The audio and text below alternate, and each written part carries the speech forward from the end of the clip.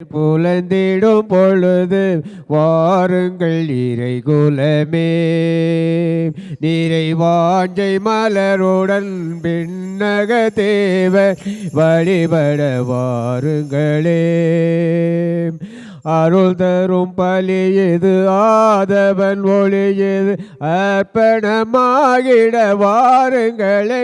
திருப்பலியினில் கலந்திட கோடுங்களே. வசந்தமாய் விடியின் புலந்திடும் பொழுது வாருங்கள் இறைகுலமே. ஆவியாரின் பெயராலே ஆமென். நம் ஆண்டவராகிய இயேசு கிறிஸ்துவின் அருளும் கடவுளின் அன்பும் பரிசுத்த ஆவியாரின் நட்புறவும் உங்கள் அனைவரோடும் இருப்பதாக. உம் ஆன்மாவோடும் இருப்பதாக. பார்வையற்ற மனிதன் இயேசுவை உணர்ந்து கொண்டான். பார்வையுள்ள மனிதர்களாகிய நாம் இயேசுவை எப்படி உணர்ந்து கொள்ளப் போகிறோம்? ஒவ்வொரு நாளும் இறை வார்த்தை காதுகளில் ஒலிக்கப்படுகின்றது. ஆண்டவர் இயேசுவை கண்களால் காண்கின்றோம். அப்படி இருந்தும் நமது பார்வை தெளிவு பெற்றுள்ளதா?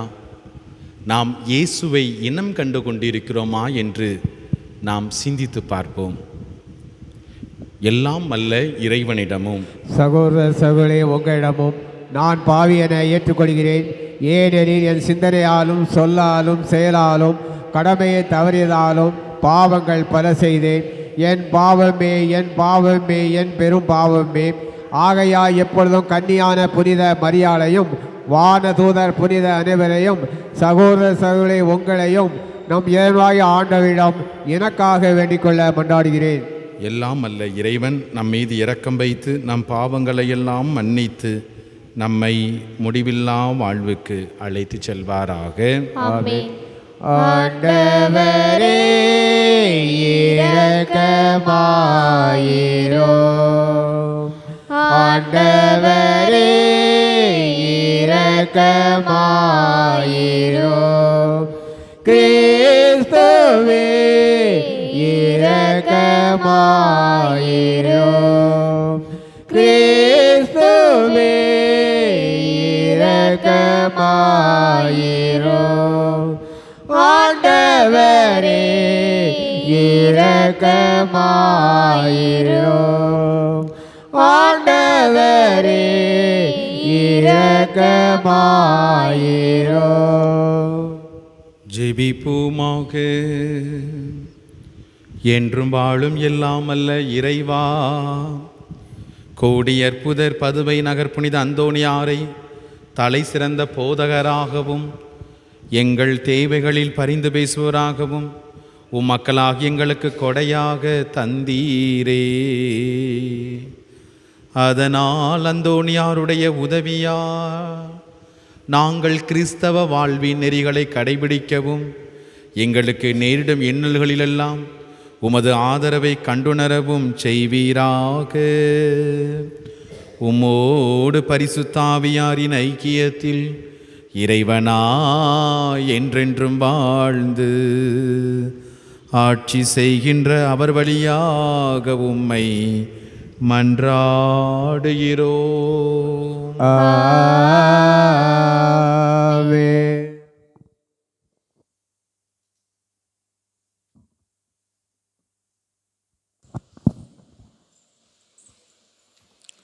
முதல் வாசகம். இப்போது என் உயிரை ஆண்மையுடன் கையளிப்பதன் மூலம் என் முதுமைக்கு நான் தகுதியுடையவன் என மெய்ப்பிப்பேன். மக்கபேயர் 2ஆம் நூலிலிருந்து வாசகம். அதிகாரம் 6, இறைவசனங்கள் 18 முதல் 31 முடிய.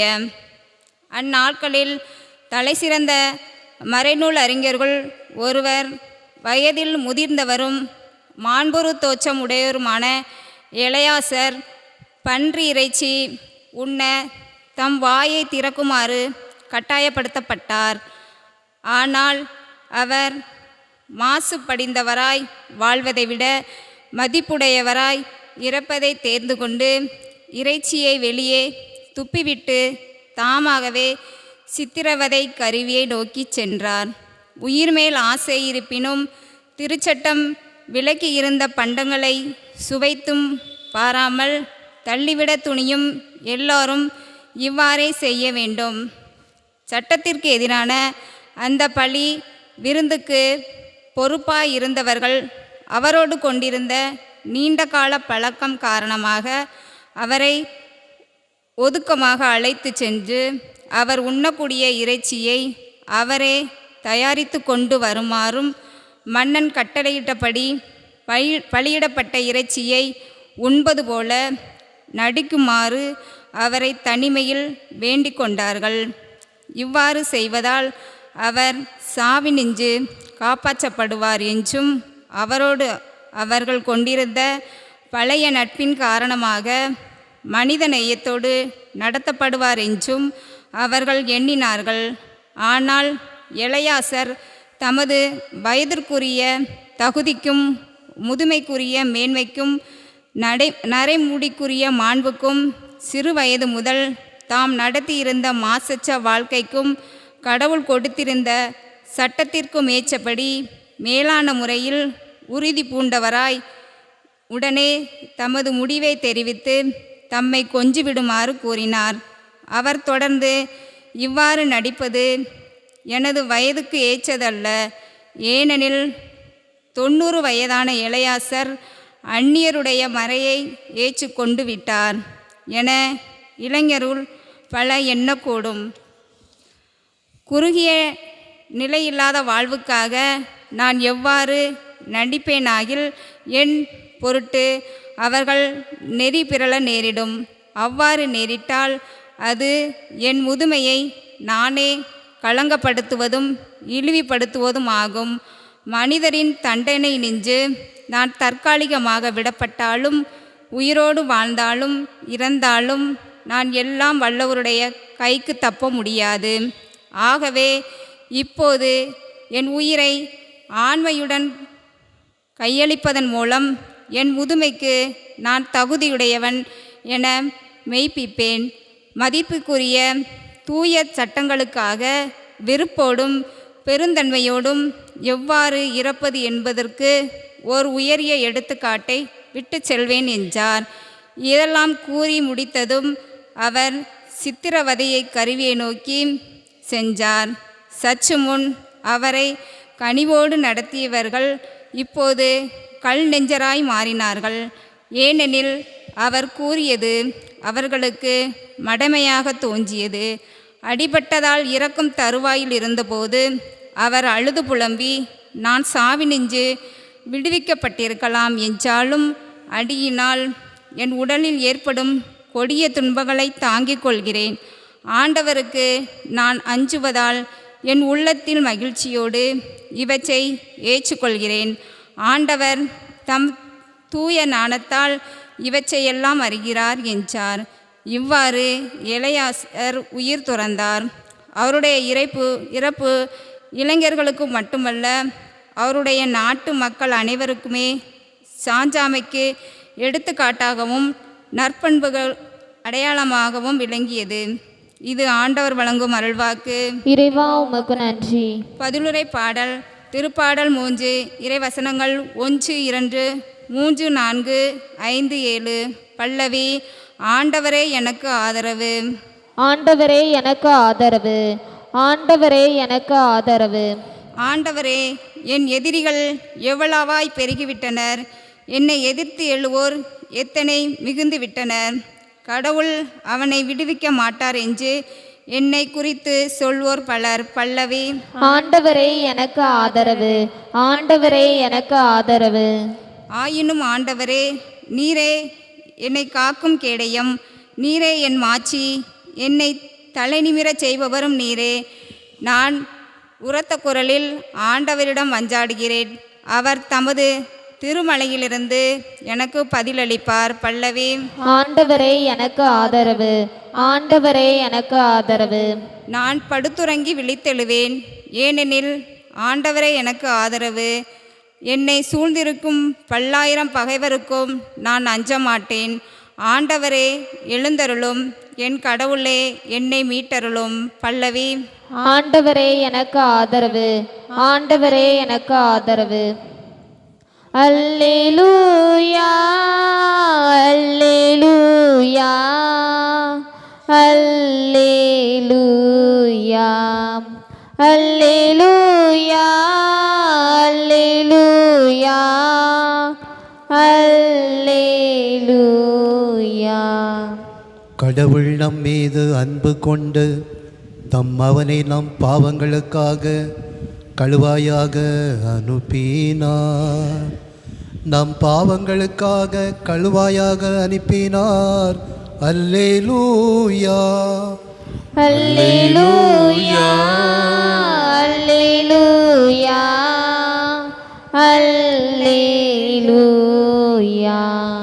ஆண்டவர் உங்களோடு இருப்பாராக. உம் ஆன்மாவோடும் இருப்பாராக. லூக்கா எழுதிய தூய நற்செய்தியிலிருந்து வாசகம். ஆண்டவரே மாட்சி உமக்கே. லூக்கா நற்செய்தி 19வது அதிகாரம், இறை வார்த்தைகள் 1 முதல் 10 முடிய. அக்காலத்தில் இயேசு எரிக்கோவுக்கு சென்று அந்நகர் வழியே போய்க் கொண்டிருந்தார். அங்கு சக்கே என்னும் பெயருடைய செல்வர் ஒருவர் இருந்தார். வரி தண்டுவோருக்கு தலைவர். இயேசு யார் என்று அவர் பார்க்க விரும்பினார். மக்கள் திரளாய் கூடியிருந்ததால் அவரை பார்க்க முடியவில்லை, ஏனெனில் சக்கேயு குட்டையாய் இருந்தார். அவர் முன்னே ஓடிப்போய் அவரை பார்ப்பதற்காக ஒரு காட்டு அத்திமரத்தில் ஏறிக்கொண்டார். இயேசு அவ்வழியே தான் வரவிருந்தார். இயேசு அந்த இடத்திற்கு வந்தவுடன் அண்ணாந்து பார்த்தவரிடம், சக்கேயு விரைவாய் இறங்கி வாரும், இன்று உமது வீட்டில் நான் தங்க வேண்டும் என்றார். அவர் விரைவாய் இறங்கி வந்து மகிழ்ச்சியோடு அவரை வரவேற்றார். இதை கண்ட யாவரும், பாவியிடம் தங்கப் போயிருக்கிறாரே இவர் என்று முணுமுணுத்தனர். சக்கே எழுந்து நின்று, ஆண்டவரே, என் உடைமைகளில் பாதி ஏழைகளுக்கு கொடுத்து விடுகிறேன். எவர் மீதாவது பொய் குற்றம் சுமத்தி எதையாவது கவர்ந்திருந்தால் நான் அதை 4 மடங்காக திருப்பி கொடுத்து விடுகிறேன் என்று அவரிடம் கூறினார். இயேசு அவரை நோக்கி, இன்று இந்த வீட்டிற்கு மீட்பு உண்டாயிற்று, ஏனெனில் இவரும் ஆபிரகாமின் மகனை இழந்து போனதை தேடி மீட்கவே மானிட மகன் வந்திருக்கிறார் என்று சொன்னார். ஆண்டவரின் அருள்வாக்கு. கிறிஸ்துவே உமக்கு புகழ். ஆண்டவர் இயேசுவில் அன்பு நிறைந்த சகோதர சகோதரிகளே, முதல் வாசகம் நமக்கு மிகப்பெரிய ஒரு பாடம். முதல் வாசகத்தை வீட்டில் சென்று இன்னொரு முறை நாம் வாசித்து பார்க்க வேண்டும். ஒரு குடும்பத்தில் உள்ள பெரியவர்கள், ஒரு குடும்ப தலைவன் தலைவி எப்படி நடக்க வேண்டும் என்பதற்கு இன்றைய முதல் வாசகத்திலே வருகின்ற முதிர்ச்சி பெற்ற மனிதரான எலையாசர் ஒரு மிகச்சிறந்த எடுத்துக்காட்டு. என் அன்புக்குரிய சகோதர சகோதரிகளே, ஒரு கவிஞர் சொல்லுவார், பிள்ளைகளை வளர்க்க தெரியவில்லை என்றால் ஏன் பெற்றுக்கொள்கிறாய் என்று கேட்பார். பிள்ளைகளை வளர்க்க தெரியவில்லை என்றால் ஏன் பெற்றுக்கொள்கிறாய்? அருமையான வார்த்தை. இந்த வார்த்தையோடு இன்றைய முதல் வாசகம் மிக பொருத்தமாக பொருந்தி செல்கின்றது. பிரியமான சகோதர சகோதரிகளே, மக்கபேயர் புத்தகத்தில் வாசிக்கக்கூடிய ஒவ்வொரு வாசகமும் நம்முடைய உணர்வுகளையும் தூண்டி எழுப்புகின்றது. எலையாசர் வயது முதிர்ந்த ஒரு மனிதர். அவரிடம் சொல்கிறார்கள், யூத மக்கள் பன்றி இறைச்சியை திங்கக்கூடாது, அதுதான் கட்டளை. ஆனால் கிரேக்க நாட்டிலே அடிமைகளாக இருக்கின்ற பொழுது, கிரேக்கம் ஆட்சி செலுத்தக்கூடிய இந்த அற்புதமான காலத்திலே இஸ்ராயல் மக்கள், யூத மக்கள் பன்றி இறைச்சியை திங்க வேண்டும் என்று சொல்லி கட்டாயப்படுத்துகிறார்கள். இந்த கட்டாயப்படுத்துவதற்கு ஒரு கருவியாக வயது முதிர்ந்த மாசற்ற வாழ்க்கையை வாழ்ந்து கொண்டிருந்த, ஆண்டவர் மீது நம்பிக்கை கொண்டிருந்த எலையாசர் அங்கு அழைத்து வரப்படுகின்றார். அவரிடம் சொல்லப்படுகிறது, நீரே எதையாவது சமைத்து கொண்டு வாரும்.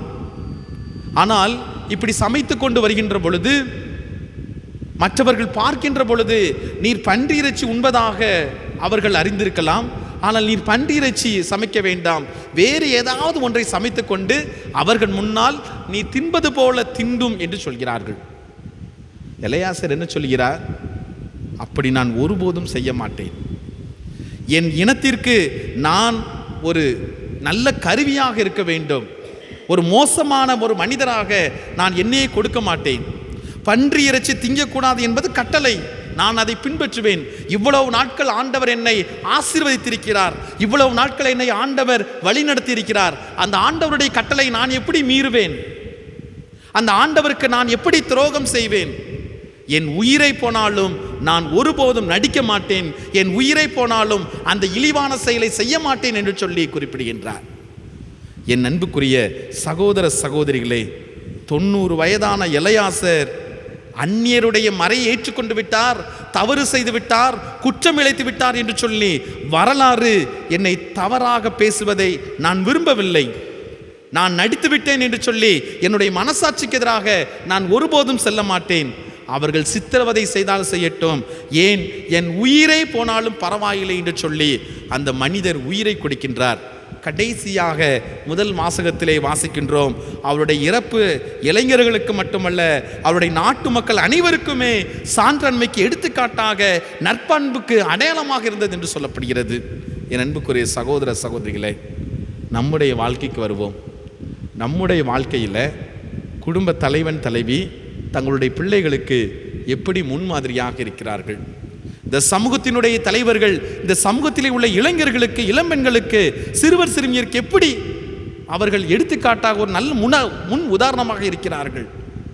பல நேரத்திலே பிள்ளைகள் கற்றுக்கொள்வது எங்கே?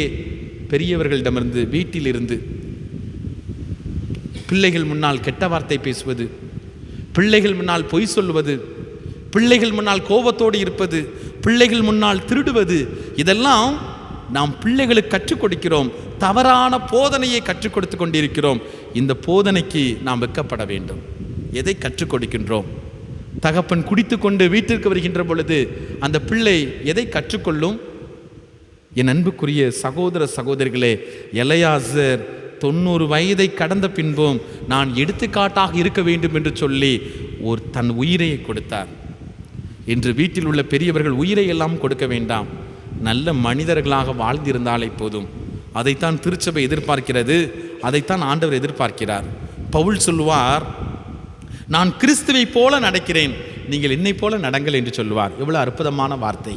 நான் கிறிஸ்துவை போல நடக்கிறேன், நீங்கள் என்னை போல நடங்கள்.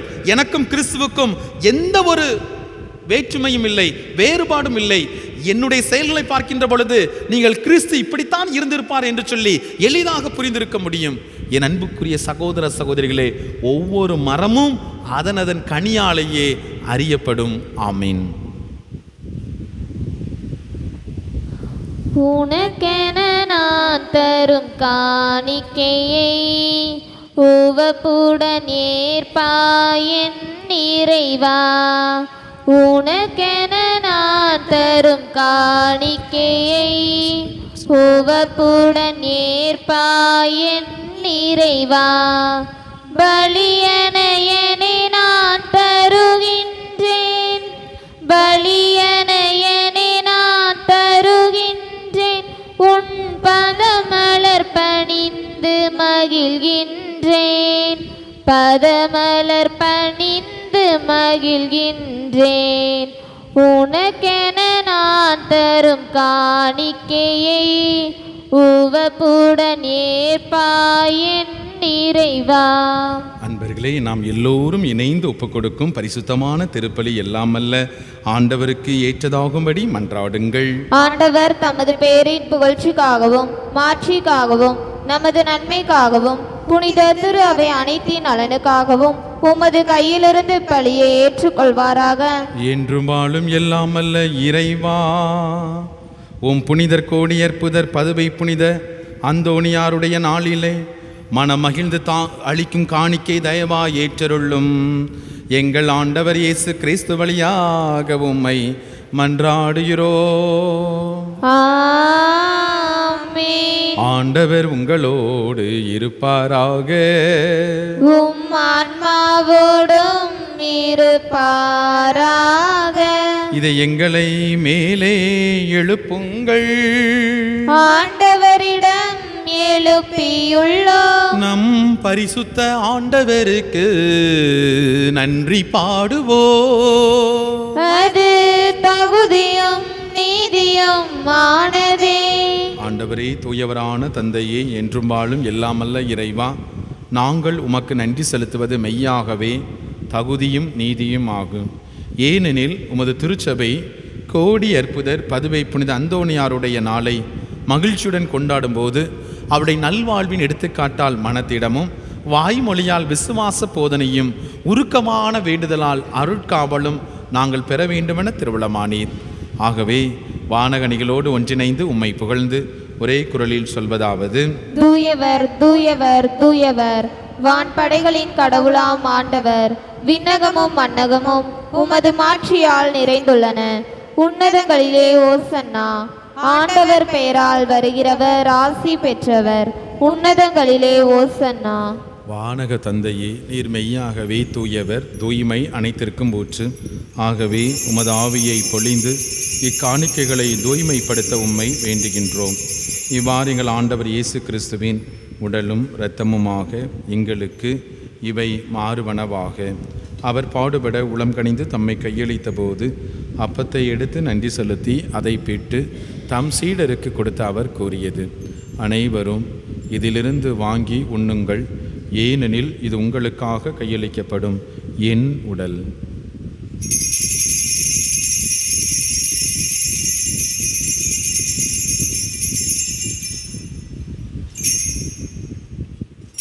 அவ்வண்ணமே உணவு அருந்திய பின் கிண்ணத்தை எடுத்து நன்றி செலுத்தி தம் சீடருக்கு கொடுத்து இயேசு கூறியது: அனைவரும் இதிலிருந்து வாங்கி பருகுங்கள், ஏனெனில் இது புதிய நிலையான உடன்படிக்கைக்குரிய இரத்தத்தின் கிண்ணம், பாவ மன்னிப்புக்கென்று உங்களுக்காகவும் எல்லாருக்காகவும் சிந்தப்படும். இதை என் நினைவாக செய்யுங்கள்.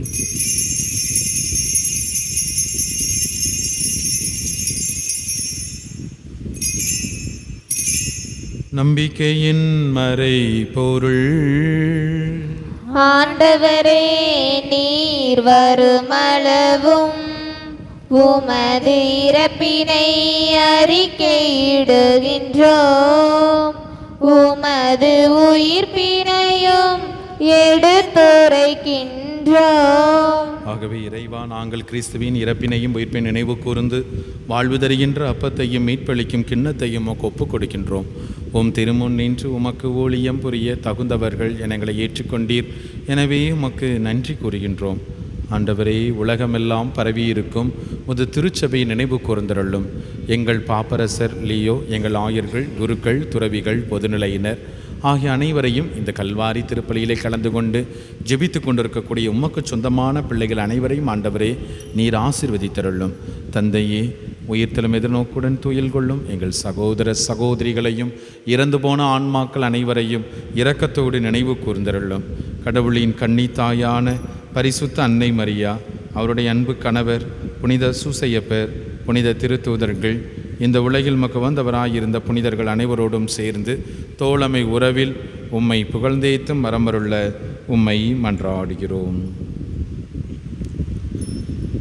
இவர் வழியாக இவரோடு இவரில் எல்லாம் வல்ல இறைவனாகிய தந்தையே, தூயாவியாரின் ஒன்றிப்பில் எல்லா புகழும் ஆட்சியும் என்றென்றும் உமக்கு உரியதே. ஆமென், ஆமென், ஆமென். ஆண்டவர் இயேசு கற்றுக் கொடுத்த ஜெபத்தை நாம் அனைவரும் நம்பிக்கையோடு இணைந்து சொல்லுவோம். விண்ணுலகில் இருக்கிற எங்கள் தந்தையே, உமது பெயர் தூயது என போற்ற பெறுக. உமது ஆட்சி வருக. உமது திருவுளம் விண்ணுலகில் நிறைவேறுவது போல மண்ணுலகிலும் நிறைவேறுக. எங்கள் அன்றாட உணவை இன்று எங்களுக்கு தாரும்.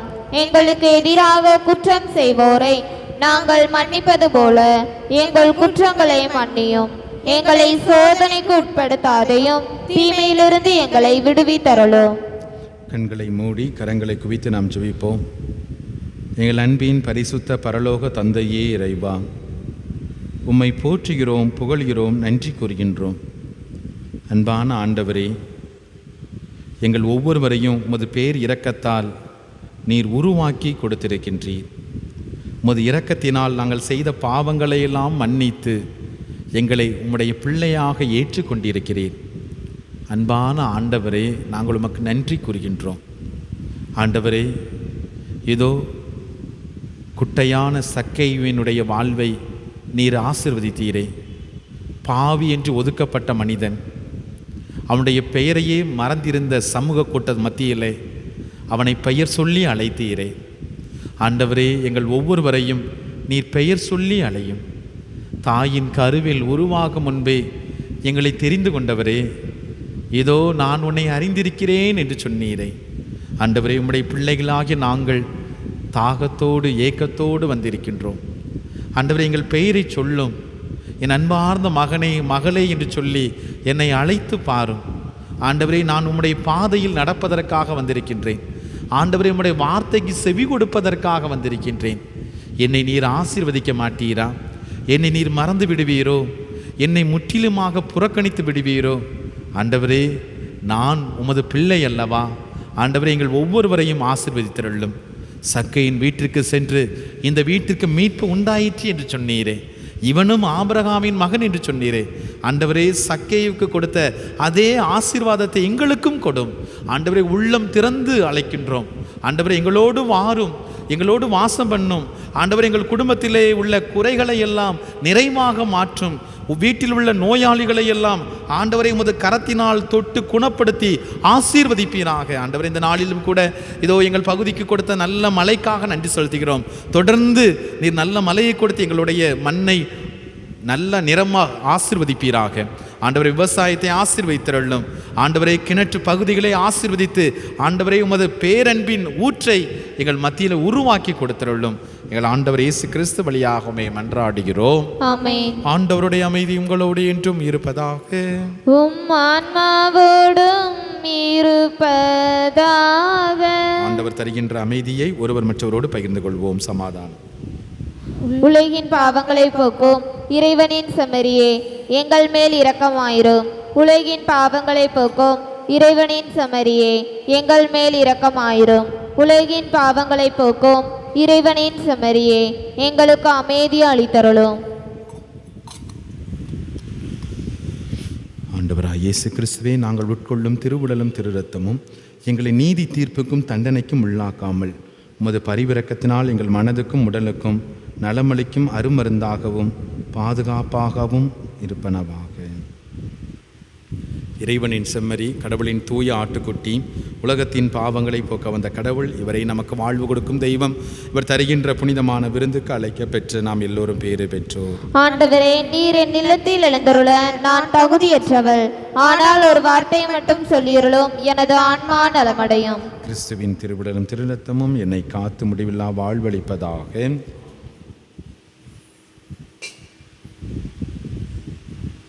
உள்ளம் என்னும் கோவிலிலே வாராயோ இறைவா, இன்பம் எங்கள் வாழ்வினிலே தாராயோ தலைவா. உள்ளம் என்னும் கோவிலிலே வாராயோ இறைவா, இன்பம் எங்கள் வாழ்வினிலே தாராயோ தலைவா. நீயே என் தேடல், நீயே என் பாடல், நீயே என் ராகம் தாளம் சங்கீதமாம். நீயே என் தேடல், நீயே என் பாடல், நீயே என் ராகம் தாளம் சங்கீதமாம். மலையாக நதியாக இசையாக வா, உணவாக உறவாக உயிராக வா. உள்ளம் என்னும் கோவிலிலே வாராயோ இறைவா, இன்பம் எங்கள் வாழ்வினிலே தாராயோ தலைவா. என் வாழ்வு உனை தேடும் பயணம் அன்றோ, உன் அன்பு என்னை மேவும் தருணம் என்றோ. என் வாழ்வு உனை தேடும் பயணம் அன்றோ, உன் அன்பு என்னை மேவும் தருணம் என்றோ. தாயன்பில் தலை சாய்க்கும் சேயாகினேன், நான் உந்தன் பேரன்பில் குயிலாகினேன். தாயன்பில் தலை சாய்க்கும் சேயாகினேன், நான் உந்தன் பேரன்பில் குயிலாகினேன்.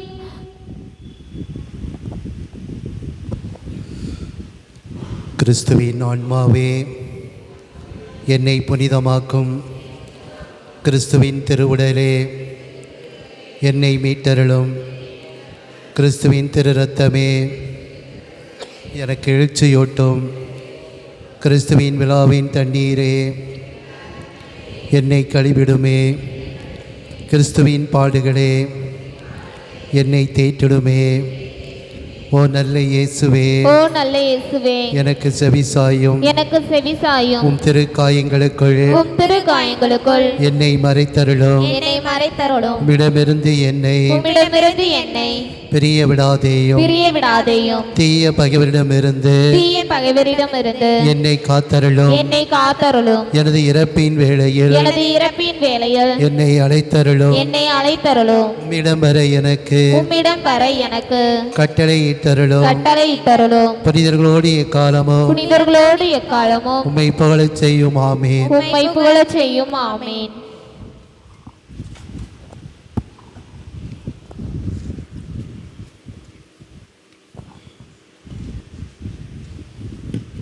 மன்றாடுவோமாக.